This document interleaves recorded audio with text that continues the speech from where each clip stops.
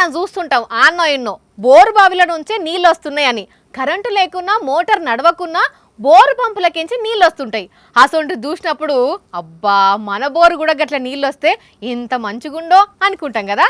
కానీ అదే గిడో కాడ ఓ బోరు అట్లా నీళ్లు పోసుడే కాదు, అంతకు మించి ఓ అమ్మనే మేఘాల మీదకి జిమ్మిచ్చినాయి కదా నీళ్లు. ఒక్క నీళ్ళే ఇట్లా జిమ్మిచ్చినా ఇంత చిత్రపోకపోదు కావచ్చు కానీ ఆ నీళ్లతోని బోర్లున్న మోటార్ కూడా గాల్లకి ఎగిరింది. ఇట్లాంటి సీన్ ఎవ్వరు ఎప్పుడు కూడా చూసి ఉండరు కావచ్చు. మరి అసలు అట్లెట్లా ఎగిరింది అంటే మామూలుగా భూమి మీద 4 దిక్కుల నుండి ఒక్కసారి గాలి వస్తే సుడిగాలి చుడుతుంది కదా, అట్లనే భూమిలో నుంచి కూడా 4 దిక్కుల నుండి జలధార వచ్చినట్టున్నది.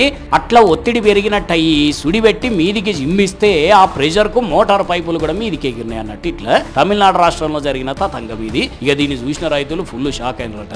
మరి గారా ఒక్కో కాడ లక్షల రూపాయలు పెట్టి బోర్ల మీద బోర్లు వేసినా నీళ్లు పడతలేవు.